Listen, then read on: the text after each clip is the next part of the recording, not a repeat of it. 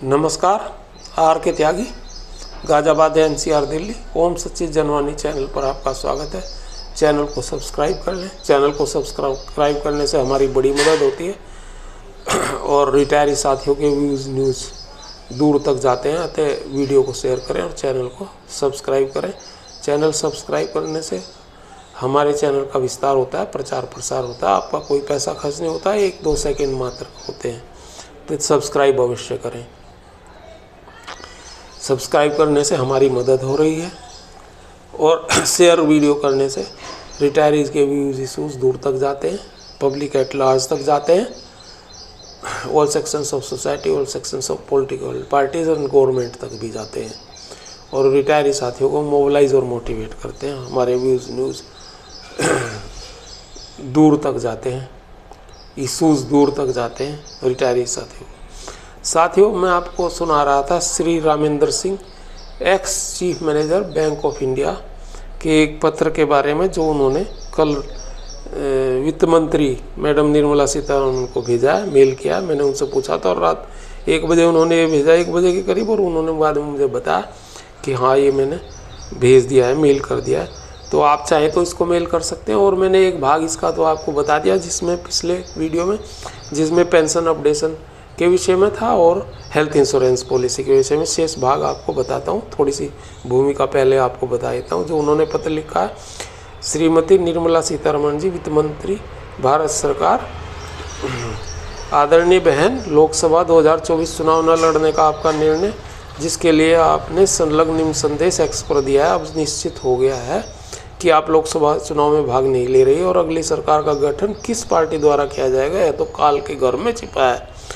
और अगर अगली सरकार का गठन भाजपा के नेतृत्व में एनडीए कर भी लेती है तब भी आप वित्त मंत्री होंगी या नहीं, ये भी काल के घर में छिपा है। But in history of ministry of finance your name will go down as finance minister who miserably failed to keep her word given to vast fraternity of pensioners of public sector banks. Ex gratia is not a valid mitigation to demand of pensioners updation. और इन्होंने वो जो 30 अक्टूबर और 10 नवंबर, यानी 30 अक्टूबर 2020 और 10 नवंबर 2020 को जो उनके 2 स्टेटमेंट थे, एक तो 73वीं AGM में था IBA की और एक बिजनेस लाइन को इंटरव्यू दिया था शायद उन्होंने, उसमें दिया था उन्होंने 30 अक्टूबर 2020 और 10/11/2020 के बाद। तो उसका उन्होंने जिक्र करा सिलसिले वाइज से। मैंने पिछले वीडियो में आपको बताया और बताया कैसे कैसे आपने इसमें वादा किया था। लोग जो है उससे एक उनकी आशा बंधी थी और बाद में आपने कैसे उस पर ध्यान नहीं दिया और आपके अधिकारियों ने, और आप जो है उसको आपके सामने ही आपने भी एक टूल किट के आधार पर, हमने आज PM प्लेटफॉर्म पर भी सवाल किए, लेकिन उसमें ये जवाब दिया गया कि पेंशन रिवीजन का क्लोज नहीं है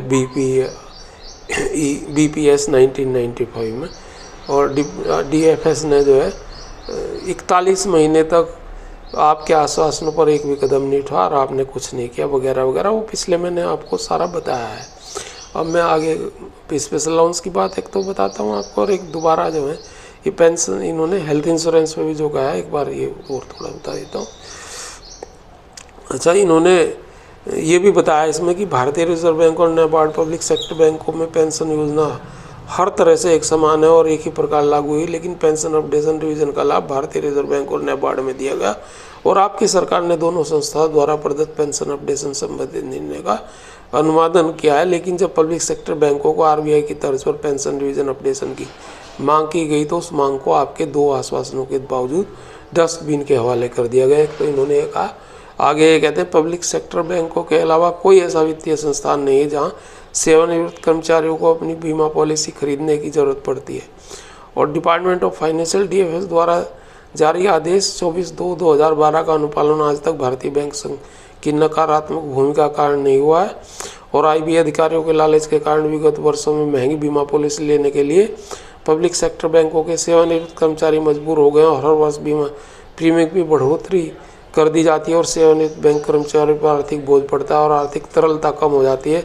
खंडेलवाल कमेटी रिपोर्ट के लागू करने में क्या समस्या है? उसमें यही कहा गया है कि स्टाफ वेलफेयर फंड एलोकेशन का 25% सेवानिवृत्त कर्मचारियों के कल्याण हेतु खर्च किया जाने की अनुशंसा की जाती है। ये उनके पत्र का ही भाग था। और अब स्पेशल अलाउंस पे मैं आपको बता देता हूँ उन्होंने क्या कहा, वो बहुत इंपॉर्टेंट है स्पेशल अलाउंस।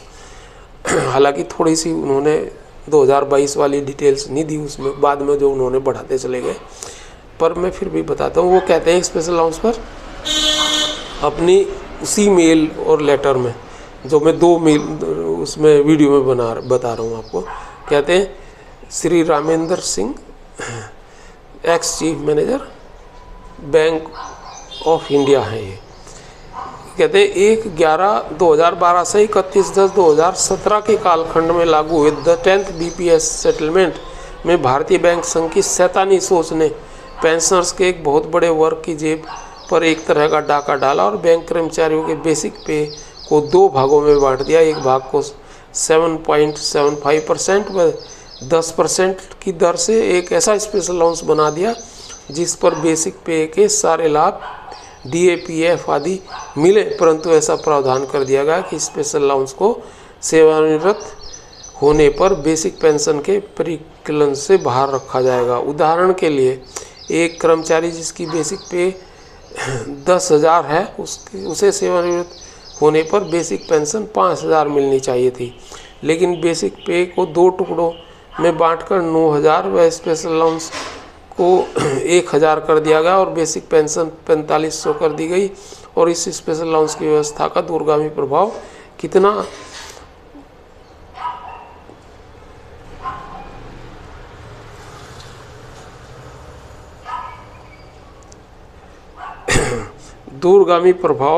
कितना भयानक और भयावह है, आप समझ सकते हैं। इस स्पेशल अलाउंस की व्यवस्था का दूरगामी असर 1/11/2017 से 31/10/22 के कालखंड में सेवानिवृत्त हुए बैंक कर्मचारियों की पेंशन पर भी पड़ा।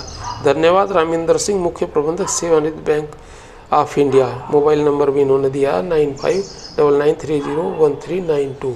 अच्छा साथियों, ये मैंने आपको बता दिया, लेकिन स्पेशल अलाउंस में इन्होंने जो लिखे है और पहले वाली मेल वो जो है वीडियो में जो मैंने पेंशन अपडेशन के बारे में कहा है, जो इन्होंने बताई, और जो लेटर वो सारा मैंने बता दिया आपको।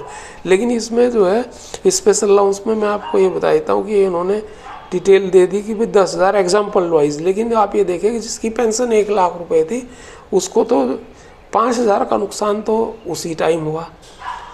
किस टाइम? जब जिसकी टोटल पेंशन 1 लाख रुपए थी उसको 5,000 का नुकसान इसी उसके अनुसार हो गया, जब 10% उसका स्पेशल अलाउंस कट गया। उसमें से 5,000 रुपये प्रति माह का तो उसी टाइम हो गया जब वो रिटायर हुआ, या 2012 के बाद। लेकिन अब 2022 में ये नुकसान बहुत ज़्यादा है। ये नुकसान जो है इन्होंने 31.5% तक कर दिया है स्पेशल अलाउंस। तो अभी मैंने शेयर भी किया था और बताया भी था, ये नुकसान कहाँ बैठ रहा है। स्पेशल अलाउंस का नुकसान इतना बैठ रहा है कि स्केल 1 वाले को तो करीबन 12,500 प्लस दिए, 2-3 वाले को 15,000 प्लस दिए, और 4-5 वाले को भी इसी तरह से करीबन जाके बैठता है ये 17-18,000 प्लस दिए, और उससे ऊपर वालों को 6 वालों को 26-27,000 प्लस दिए, और जो स्केल 6 वाले उन्हें 32,000 प्लस दिए कि पेंशन का नुकसान हो रहा है। लेकिन और क्लर्क और उसको सब स्टाफ को भी 10,000 प्लस दिए और 14,000 प्लस दिए का नुकसान हो रहा है।